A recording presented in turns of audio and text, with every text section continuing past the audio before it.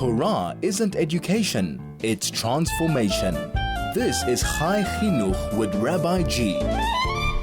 101.9 Chai FM Chai Chinuch with Rabbi G. We are back as we do every Monday at 11 o'clock, where we discuss different topics of chinuch, of education, anything that will help us grow, learn, achieve, anything that will make us be the people we want to be, living in the world we want to live in, how to influence ourselves, our families, our communities. And really today we're going to focus on parenting and communication with children and living a healthy, safe lifestyle in a healthy, safe environment, and many more. And for that, I have two professionals joining me, as usual, and we're going to start first with introducing our first guest on this show. And you know her, and she's been on the show before, and we've discussed, a lot of issues of safety before and a lot of issues of awareness. And she's one of the founders of Kolenu, which is a safety organization keeping children, adults, everybody in a safe environment. And we're talking more about the sexual safety, etc. So let's just say good morning, get to know her. Good morning, Rozanne. Thank you so much for being with us today. Morning, Rabbi. Thank you for having me. A bit about, give us a word about you, about Kolenu, just so we get to know you in case there's someone out there. Okay, so myself and Rebbitzin Wendy Hendler started Kolenu 14 years ago. We're an anti-abuse non-profit organization, and we offer a helpline for victims of abuse to call in anonymously, confidentially. We give victim support, and probably one of our biggest strengths is a very strong referral base, which we've built up over the years. So we're able to kind of make a shidduch between the person calling in and the help that they need, because it's very important for somebody when they have the courage to call in and ask for help, that they're not sent from pillar to post, that we try and get it right the first time. So you give clarity and guidance in how to find the help, even if it's not something you'll do directly, but you will set them up with the person that they need. Absolutely. And then we'll hold their hand throughout the process of, whatever they decide to do, whether it's report or just, carrying on with therapy or whatever it is. Okay. And then the other big side of Kolenu is the educational and advocacy side. So, okay. Talk to me about that, because that's exactly where I was going to go before we even discuss guidance for parents, a bit about your work in the schools and the community, etc. Right. So we developed, probably about 8 years ago, we developed our School Safe Prevention of Child Sexual Abuse program.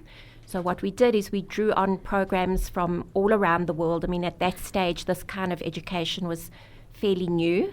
So we took the best of programs from Australia, America, Israel, and we built a program that's very South Africa specific for our context. Okay. And, we've done a lot of upskilling and been on conferences and courses on child protection. And we developed this program, which runs from grade R to grade 6. And it's a prevention of child sexual abuse program, but it's more of a life skills program. We don't scare the kids within the schools, and it's a three-pronged approach. So we speak to parents before we even go in and speak to the kids. We have a talk to the parents, and we explain, why this is so important, why this education is important, and what we are teaching their children. Okay. And then we do a talk to teachers as well, which is similar to the parent talk, but we focus there on mandatory reporting and reporting protocols within the schools, and obviously helping schools come up with policies as well. Okay. And then the children. So we do need to take a short break, but when we come back, quite a few questions on what you said and what we need to address. Specifically, what I'm wondering is, you said you took from Australia, Israel, America, all over the world, and you adjusted to South Africa. What are the adjustments, and what makes us different and unique? Not different, unique, that we need for South Africa programs, but we'll do that after the break. Sure. Torah isn't education, it's transformation. This is Chai Chinuch with Rabbi G. 101.9 FM, we are back. And if you're joining now, I'm in a conversation with Rozanne Sack from Koleinu, a director, founder, very involved. And she, together with Representative Wendy Hendler, and she is discussing, right before the break, you mentioned about the educational side of the organization, investing in programs in schools, which covers a part for the parents, a part for the teachers, and a part for the children. Before we look into those parts, you also mentioned that you've made adjustments to the program to fit it within the unique South African culture. What are those points that we need to focus on? Okay, so just for context, I mean, the program, we developed this program for the Jewish day schools, but it has expanded out into the wider South African community. We're currently going into the Africa Tikkun centres, doing grade 1s and 2s there. So, the South African context is very important. For example, when we looked at the program from Australia, it talks a lot about being in a park, for example, walking home from school, for example. Our kids within our community, that really doesn't happen. I mean, they do walk maybe on Shamos. Which is what I was going to ask, because it's changing a bit. Thank God we finally got a park and getting another park and another park. So are you going to adjust the program? Yes. So obviously the program is completely organic. So we constantly bringing in new things. We constantly kind of reinventing as issues arise, So as we've gone over the years, we saw the social media issue has arisen. Now we have, kids in a park. Please God, more parks coming. And we have to look at those different types of contexts. Okay, so it's very dynamic. Is there anything you've noticed lately that has been a change or something that we need to start adjusting to and teaching our kids and preparing them? I think the issues are really, the same. I think what we try really hard for parents to understand is that, we've all worked hard on the whole stranger danger issue, which obviously comes into play. I thought we've changed that years ago, because most danger doesn't come from strangers. Yeah, so that's what we try and teach. But you've got to balance that as well in terms of, different contexts. For example, an Australian context would very much be, there would be more of a stranger danger aspect to the education. So with us now, with going maybe into more of these public spaces like parks, etc., we're going to have to try and balance that. But the majority, or should I say the primary message, is that it's not strangers. It's always somebody that the child knows most of the time. And I think, one of the biggest challenges we face is from parents, because parents don't want to, scare their kids. They don't want... So let's go into that in a moment. I want to introduce our other guest here on the show, and then we'll continue that discussion. But I'm just going to point out something you mentioned, which is quite fascinating to me and important, is that if you are immigrating or coming from a different country or moving to a different country, then even if your child has gone through a program, you potentially would want to do that again to readjust and make sure that your kids are up to date with their information. Interesting and very relevant point. I want to introduce our second guest on the show today. Her name is Janine Shamos. She is a therapist. Good morning, Janine. Thank you so much for being with us today. Janine, can you hear me? Okay, it seems like we have some technical issues with Janine, and we will get back to her shortly. So let's continue in our discussion. You mentioned about the difference between the difference that we have between parents, educators, and kids. Each one have their part of the program, and I'm wondering, when it comes to the teachers and the educators, are we talking about a different perspective? Meaning, are you're talking about the legality, etc., but is there a part, and what would be those parts when it comes to noticing something's off, noticing something different with the child, picking up the clues, being aware that something's going wrong? Is that part of the curriculum? Right. So yes, we do. We speak to the teachers on what is child sexual abuse? According to South African law, the definition of the various acts that fall under what is considered child sexual abuse is wide. There's a very broad definition, and not many people know that, for example, just showing a child an inappropriate picture falls under the criminal definition of child sexual abuse. So we'll educate them on that.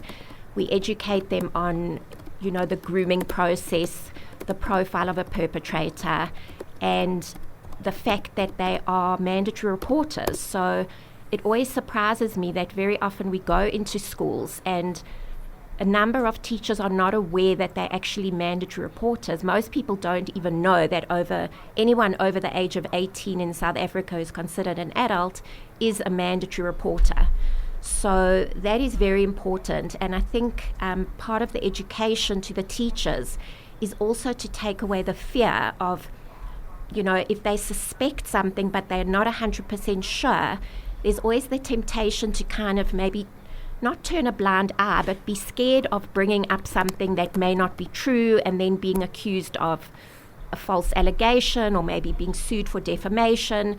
So part of the training is also to teach them that, if you report a suspicion of child sexual abuse, and you have to report that suspicion, you are protected under the Act because you are reporting in good faith and you're reporting in the best interests of the child. So let's talk about that for a minute, because I think that that's one place that sometimes it feels that in South Africa we don't have the upper hand when it comes to perpetrators. I see a lot of fear and worry within community members and within leaders of reporting, of talking, of saying, because everybody's scared they will be sued for defamation, they will be sued, with recording stopped, Puppy Act and all kinds of things. Right. And what I'm wondering is, are we really at that much risk? Are we not?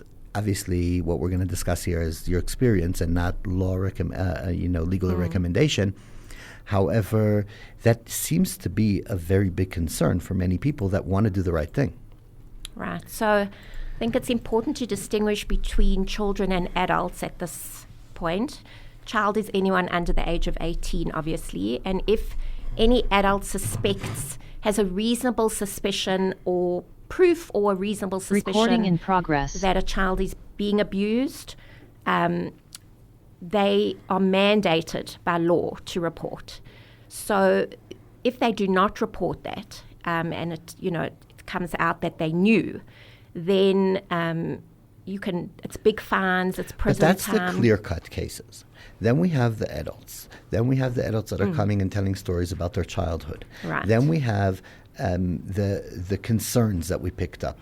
And sometimes you don't have enough for the legal route, but you do have enough to know that you have a responsibility to warn your other students, to raise it up with the community, to do something. But then often we'll find people very scared and very worried about the legal repercussions of defamation, etc. How do we address? That's where I feel like, in a way, we still haven't got a grip on it. Yeah, so I think it's a worldwide problem. It's a very big problem for victims, and probably the primary reason people don't come forward. Also, the mistrust of the justice system is also something that keeps people quiet, because there's not a lot of knowledge about how it actually works. We've been in court last week supporting parents in the St. John's case, which was also a child sexual abuse case by a teacher at the school. And, you just see what the agony that the victims go through in having to come forward, how their characters are kind of pulled apart on the stand. It's not a simple thing. It's not easy to just expect somebody to be able to come forward. So I think one of the things we advocate for is creating a community where victims are supported and victims are believed. Okay.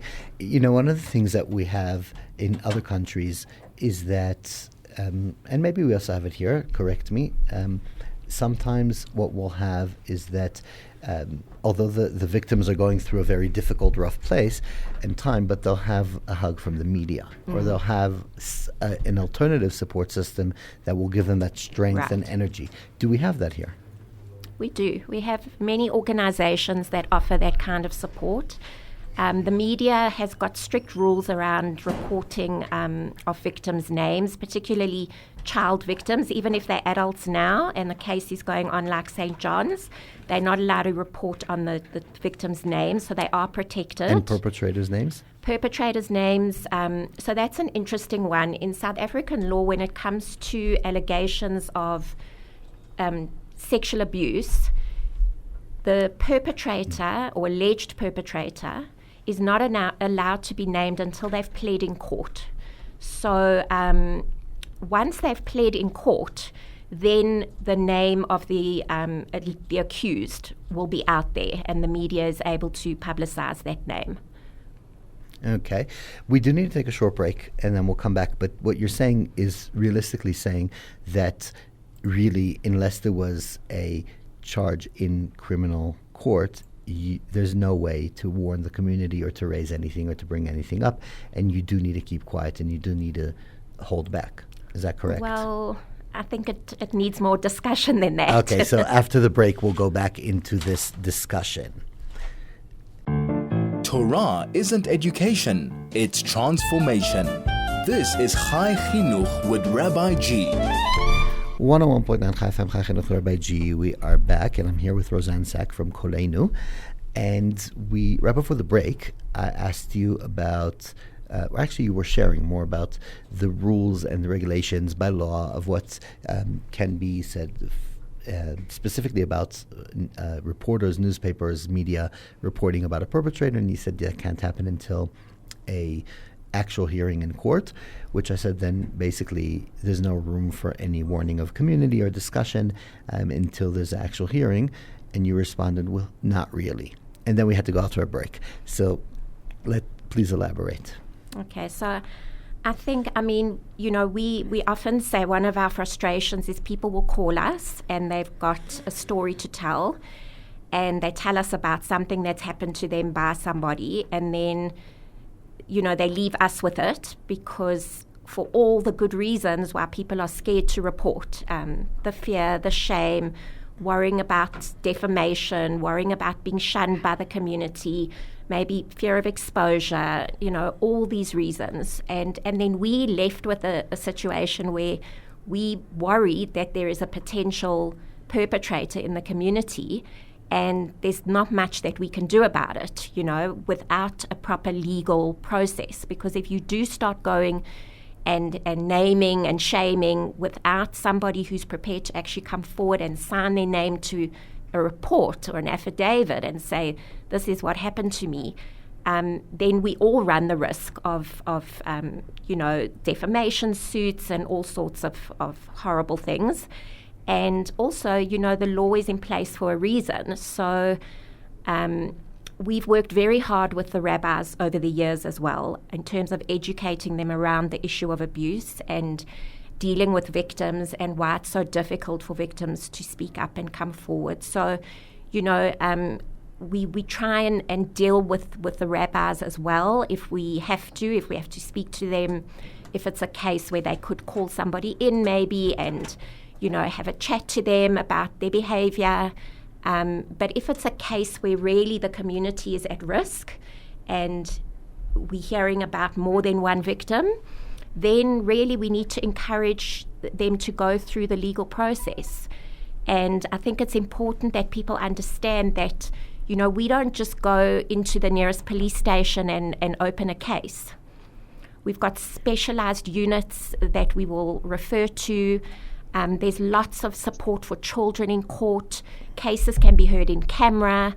So there's a lot of misconception around the justice process, It's not perfect by any means, but I don't think it's as bad as a lot of us have the perception that it is. And I think that's important because do respect a lot the work you're doing and appreciate it, and really there's incredible work. Yet I think, and we'll end this discussion with here, and I want to move on to the next topic and join our other guest. The one thing is, bottom line is, almost every, if not every, victim of any sort of abuse is installed in fear from their abuser. It doesn't matter if it's in a form of they won't believe you, they'll believe me. It doesn't matter that I'm stronger, I can sue you. And until we as a community can be stronger and strong enough to stand there and make the victim feel that we are strong enough to defend them and we are stronger than the perpetrator, then we're failing the victims. And I think we still have a lot of work in that regard. Yeah. That many victims out there still feel that we as a community, as a society, are not strong enough to protect them and to make them safer than the damage they can get from the perpetrator. So that's essentially our work, and that's what we're here for, so, and we're doing our best. 100%, and you're doing incredible work, there's no doubt about it. I want to join into this discussion Janine Shamos. She's a therapist, and she's going to be joining us in the discussion, and we'll go into education in this regard as well. Good morning, Janine. Can you hear me? Good morning. Yes, I can hear you. Thank you. So thank you to Craig, and thank you to, Mukundi. How did I forget your name, Mukundi? I don't know. It's my age. It's not you. It's me. Thank you, Mukundi, for sorting out this technical issue. So, Janine, just to get to know you a bit more, a word about you, your work, what you do. So I'm a specialized trauma expert, therapist, and healer. I work extensively with abuse victims and perpetrators.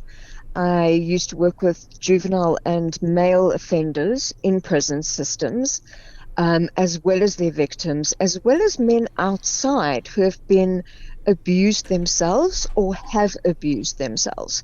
So very much part of the holistic system. Okay. Wow. So the question that we were dealing with, and let's start with you, Janine, and then we'll go. I'm sitting here with Rozanne Sack from Koleinu, and we spoke earlier in the program about the educational system that they've put in schools, educational programs and awareness. And one of the things Rozanne mentioned is that parents sometimes have fear to educate their children about safety, about awareness, because they don't want to traumatize them. They don't want to create an understanding that the world maybe is not as safe, or whatever the concern is. From your experience, what are you seeing in that area of concern that parents potentially will feel, no, I don't want to educate my child about safety? I think it is a parental duty as well as an education system duty to really educate kids, and very often the parents themselves, because they might not know how to broach a subject. Maybe they are victims themselves. I think it's very important that we understand that most of the most of abuse or GBV or rape it comes from inside the home. It comes from people these children know. So in the absence of a strong support and education system, they're kind of going to make up their own facts. And that can go severely haywire. And, if you're not standing up, if you suspect something is happening to your child and you don't stand up and confront your child, they might be too scared ever to come to you because they think you're in collusion with the perpetrator. But you're talking about after something happens. I'm talking about before. Every parent out there listening to us, and they are just, parents raising children, trying to do their best, have potentially a fear of educating their children about safety. Are you not seeing that? No, what I'm saying is this education needs to be from the time they start walking, until, God forbid, nothing happens. But, education is vital about these issues from literally the time your child is born. Who can touch you where? Why shouldn't they touch you there? Who to speak to if there's a problem. What are unsafe behaviors? Do you not feel comfortable with Uncle Bob coming up behind you and lifting you up. Why is that okay to not be okay with that? So I think education is vital for every child from every parent from conception. Get it. So, Rozanne, from your side, are you seeing resistance and concern? We obviously we know it's vital, as Janine says, and 100% we need to focus on that. What are the concerns you're seeing? So I think in terms of the new generation of parents, the younger generation of parents, they're much more aware. They're much more for this education. They're much more proactive than reactive, and they see the need and the necessity for it. We often get Thank God asked for TikTok. Exactly. Okay. We often get asked the question, but I've got a very anxious child, so by doing this program is it not going to make my child much more anxious? And the response to that is that, when you're teaching your child, for example, to look left and right before they cross the road, are you making them more anxious, or are you empowering them to stay safe? When you teach them to fasten their seatbelt when they get in the car, are you teaching them to be scared of being in the car, or are you teaching them that they need to be safe when they get in the car? And it's the same thing with this education. We are teaching them how to trust their instincts, how to trust their bodies. A core module that we do with them is the early warning signals. When does your body tell you that something doesn't feel right? And I think it's the biggest gift we can give a child, because even as adults, I don't think we do it. We don't trust that little voice, that instinct. So if we can ingrain it into our children, and we do it from grade R, that if something doesn't feel right, you have the right to say no, you have the right to speak up about it, and these are the people who you should go to. So the challenge with what you're saying, and first of all, I want to make a bit of a observation here, because I'm wondering if parents don't feel a difference still between teaching your child how to cross the street, because the risks are almost in their mind like mistakes, car accidents of machines that will come to you, and here they're talking about safety from humans, and maybe the fear of telling your kids there are bad people out there, be careful. Which we'll speak after the break. But the bigger question I have, and we'll get to that after the break, is we're living in an era that we're losing consistently our inner voice to tell us what's right and wrong. We're teaching kids today when they have to eat. I mean, I'm pretty certain that 20% of my listeners right now literally have apps on their phone telling them when to drink. Okay? So we don't know when we need water. We don't know when we need to eat. And we don't know when we need to exercise, and we don't know when we need to put on sunscreen. And now we're telling them, and trust your inner voice to know when somebody is dangerous. Is that realistic in our time and era of history? Short break, and we will come back for answers. Torah isn't education, it's transformation. This is Chai Chinuch with Rabbi G. 101.9 Chai FM, Chai Chinuch, Rabbi G. We are back. I'm here in a fascinating discussion. I'm here with Janine Shamos, who's a trauma therapist, and Rozanne Sack, who is a director at Kolenu. And right before the break, Rozanne, you mentioned about the importance of teaching children to listen to their inner voice, to understand where they're up to. And, I asked two questions, but I don't know if we'll have time for both. So I'm going to start with the second one.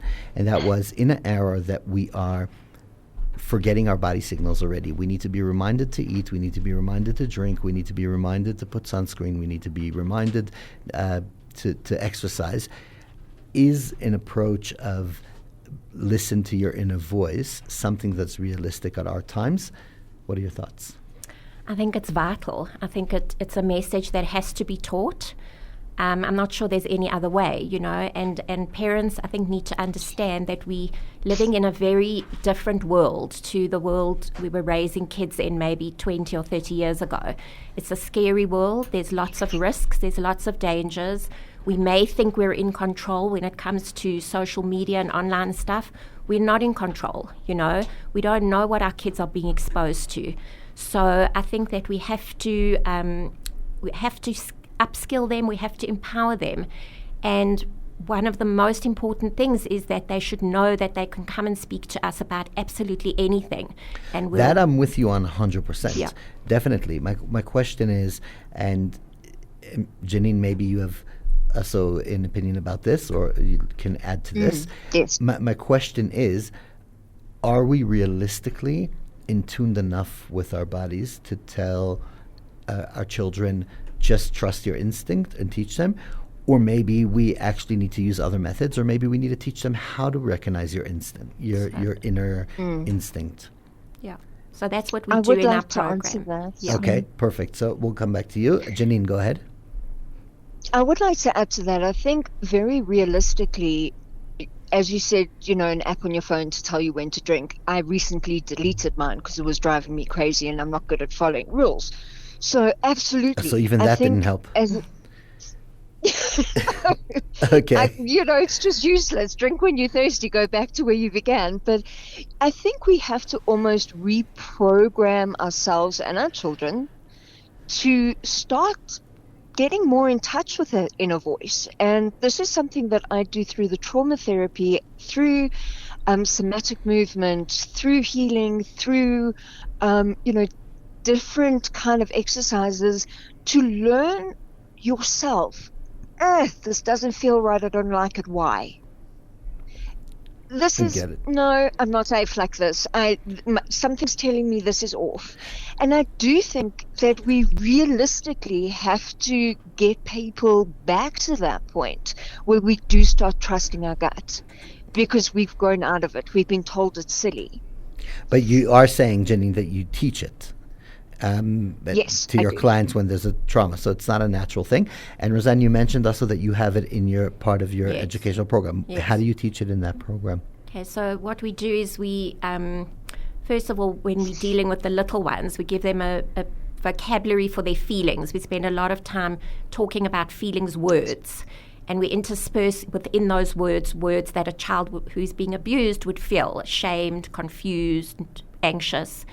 And then we do the exercise where we teach them how their bodies feel when they're in an unsafe or uncomfortable space. So we, for example, one of the things that a facilitator could do is they get the kids to sit around them, and then they blow up a balloon, blow, blow, blow, blow, blow, until the kids think the balloon's going to pop, and then they're like jumping under the chairs and screaming and covering their ears. And then we've got like we call him our standy man. It's like an outline, a body outline.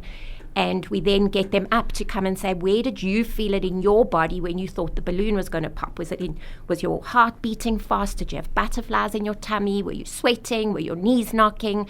And then we do various scenarios with them as they get older on a more age-appropriate level. So you're going on a roller coaster for the first time. You're about to get into the car, the roller coaster.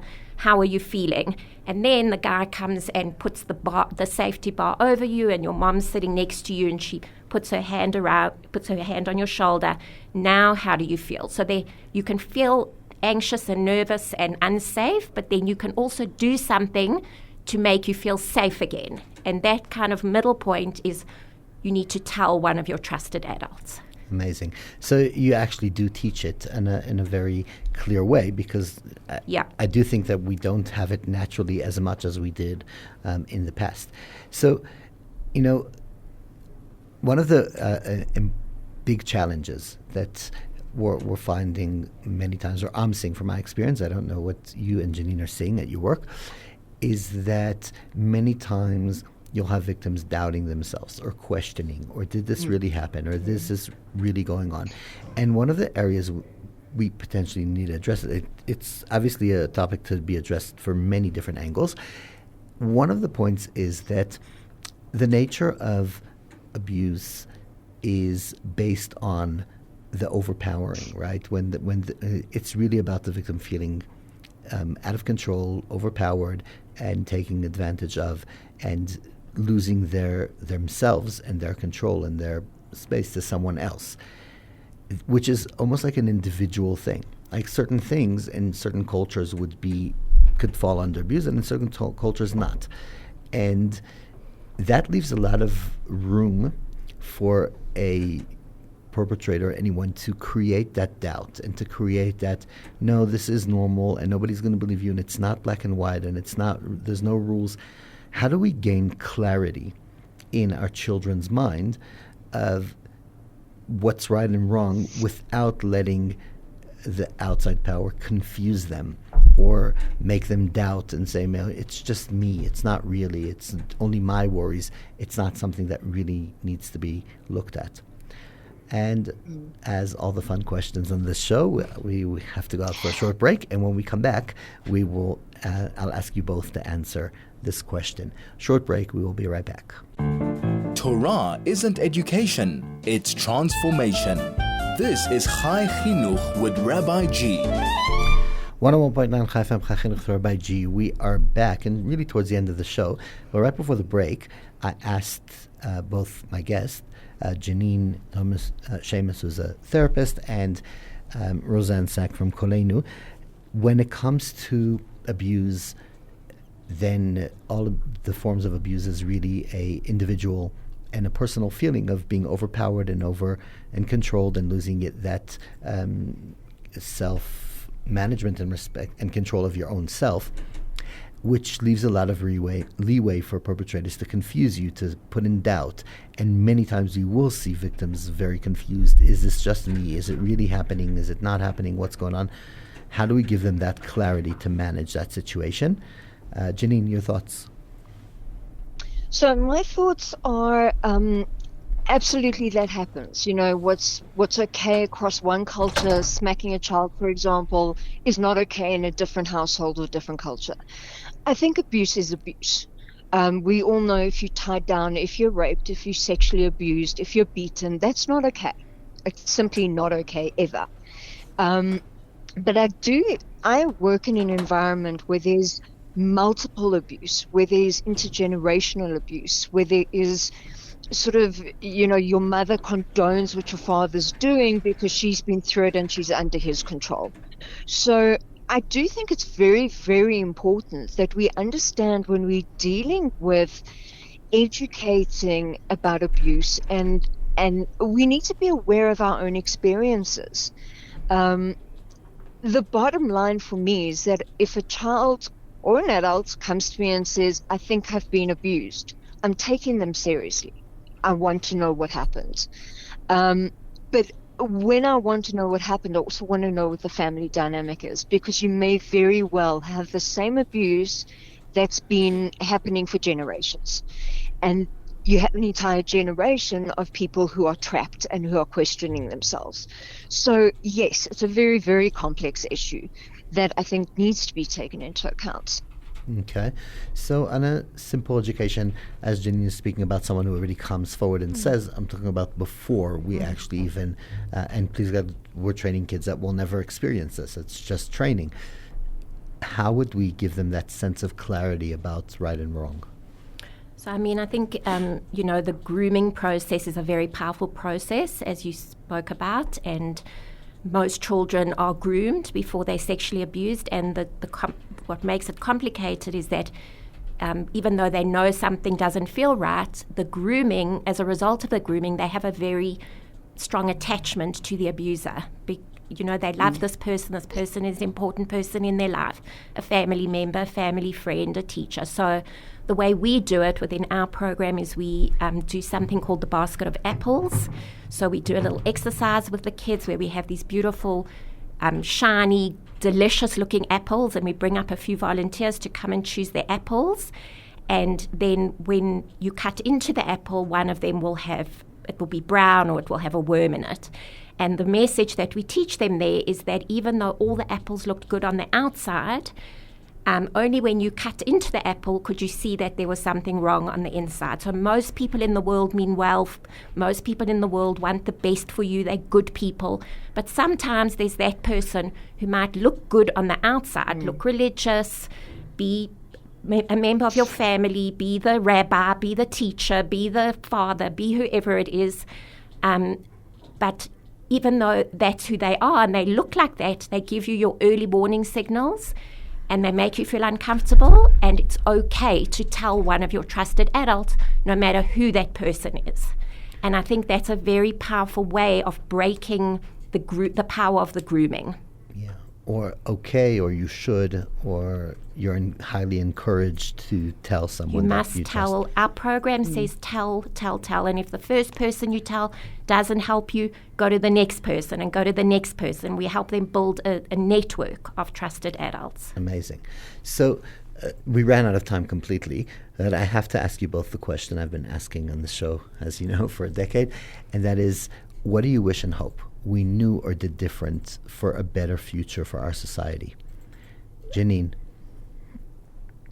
It's such a hard one. I wish that everyone did look like a nice shiny apple and who was a nice shiny apple.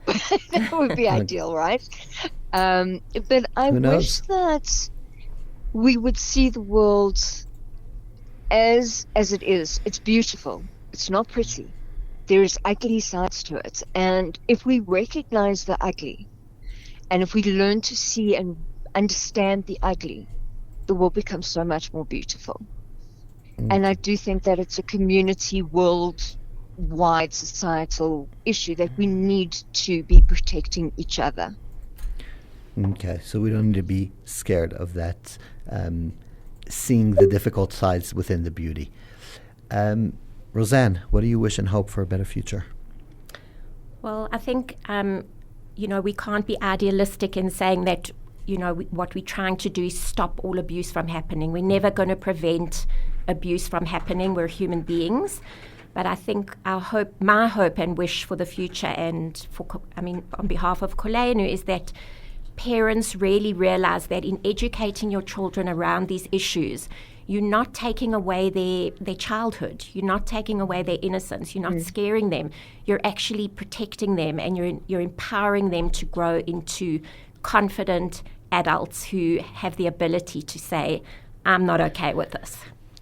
Amazing. And please God, we should and will get there. And both these wishes, I think, are extremely important for our society, and we can and we will. And please God, we will have that better future. Thank you, Rozanne Sachs, for everything you do, and thank you for being on the show today. Thank you, Rabbi. Really appreciate it. Thank you. Thank you, Janine Shamos, for the work you. you're doing and being on the show with us today. Really appreciate it. Thank you. Thank you, Craig, for managing the show perfectly. Thank you, Makundi, this time, for stepping in so intensively and helping with the technical work. Thank you, Senna, for putting these interviews in place. And thank you to our listeners that are with us week after week, Monday at 11 o'clock. We will be back next Monday at 11 o'clock. In the meantime, stay safe and enjoy so many good and great shows coming up throughout the week. We are stepped out of the changes of the 9 days and Tisha B'Av, and we're all ready to rock and to continue our great discussions and work here. Stay safe. We'll see you next week.